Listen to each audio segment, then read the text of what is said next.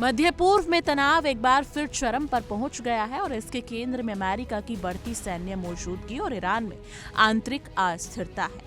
अमेरिकी नौसेना का USS Ibrahim Lincoln aircraft carrier strike group Iran के करीब पहुंच चुका है, जिसमें दर्जनों अत्याधुनिक जहाज और विध्वंसक शामिल है। इस समूह में USS Frank E Petersen junior, USS Spruance और यूएसएस माइकल मर्फी जैसे युद्धपोत शामिल है, जो किसी भी संभावित सैन्य टकराव के लिए तैयार है। अमेरिकी राष्ट्रपति डोनाल्ड ट्रंप ने इस कदम को एहतियाती बताया है और कहा है कि इसका इस्तेमाल केवल जरूरत पड़ने पर ही किया जाएगा। हालांकि विशेषज्ञ मानते हैं कि इस तरह की सैन्य तैनाती हमेशा ही क्षेत्रीय तनाव बढ़ाने वाली होती है और ईरान के साथ सीधे टकराव की संभावना को भी बढ़ा सकती है। साथ ही ईरान के भीतर हालात भी बेहद नाजुक है।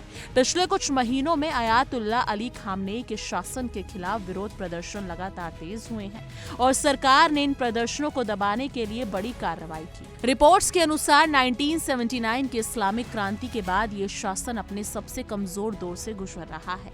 इन प्रदर्शनकारियों को कुचलने की शक्ति ने केवल अस्थायी नियंत्रण प्रदान किया है, लेकिन ये सरकार की कमजोरी का संकेत भी माना जा रहा है। सोशल मीडिया और अंतर्राष्ट्रीय रिपोर्ट्स में दावा किया गया है कि 86 वर्षीय खामनेई सुरक्षा कारणों से एक अंडरग्राउंड बंकर में रह रहे हैं, जो राजधानी के उत्तर पूर्वी इलाके में स्थित है और सुरंगों से जुड़ा हुआ भी है। इस बंकर का उद्देश्य संभावित हमलों और सैन्य कार्रवाई से बचाव करना है। खामनेई के छिपने की खबरों ने उनके उत्तराधिकारी को लेकर अटकलों को भी तेज कर दिया है। एक रिपोर्ट में खुलासा हुआ है कि इजराइल वार रूम ने दावा किया है कि खामनेई ने अपने संभावित उत्तराधिकारी का फैसला पहले ही कर लिया है। हालांकि इस बात की आधिकारिक पुष्टि नहीं हुई है। संभावित नामों में मोस्तबा खामनेई, सादिक लारिजानी, अली रेजा अराफी और हसन खोमेनी शामिल हैं। रिपोर्ट के अनुसार एक्सपर्ट्स की एक गोपनीय असेंबली ने इस सूची को तैयार किया है। यदि खामनेई अचानक सत्ता से हटते हैं या उनके स्वास्थ्य को लेकर संकट आता है तो ईरान के भीतर राजनीतिक स्थिरता और सत्ता के बंटवारे को लेकर गंभीर असुरक्षा पैदा हो सकती है। मध्य पूर्व की स्थिरता पर यह स्थिति गंभीर सवाल खड़े कर रही है। अमेरिकी नौसेना की बढ़ती मौजूदगी, ईरान के भीतर विरोध प्रदर्शन और खामनेई की सुरक्षा से जुड़ी अनिश्चितता ने पूरे क्षेत्र की राजनीति को अस्थिर कर दिया है।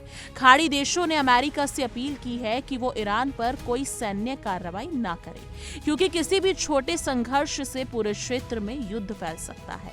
इस क्षेत्र में तेल मार्ग, वैश्विक बाजार और भू राजनीतिक समीकरण सीधे प्रभावित होंगे। ऐसे में हर छोटी छोटी हरकत का असर पूरे विश्व की अर्थव्यवस्था और सुरक्षा पर पड़ सकता है।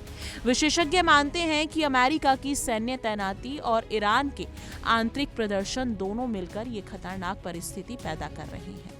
यदि कोई भी गलत कदम उठाया गया तो ये संघर्ष केवल ईरान और अमेरिका तक सीमित नहीं रहेगा, बल्कि पूरे मध्य पूर्व की सुरक्षा, वैश्विक तेल आपूर्ति और अंतर्राष्ट्रीय राजनीति पर इसका सीधा असर पड़ेगा।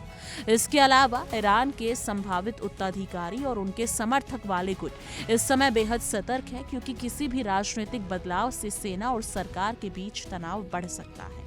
अभी ये स्पष्ट नहीं है कि अगले कुछ हफ्तों में क्या होगा, लेकिन इतना तय है कि मध्य पूर्व फिर से इतिहास के ऐसे मोड़ पर खड़ा है जहां से आगे का कदम पूरी दुनिया स्थिरता पर असर डाल सकता है। खामनेई की सुरक्षा, उत्तराधिकारी की नियुक्ति और अमेरिकी सैन्य गतिविधियां, ये सभी मिलकर ये तय करेंगे कि भविष्य में क्षेत्र शांति की ओर जाएगा या फिर जंग की ओर। इस समय दुनिया भर के नेता, विशेषज्ञ और आम लोग सभी क्षेत्र से आने वाली हर खबर पर नजर बनाए हुए हैं, क्योंकि मध्य पूर्व में होने वाला हर नया कदम वैश्विक राजनीति और सुरक्षा पर गहरा असर डाल सकता है।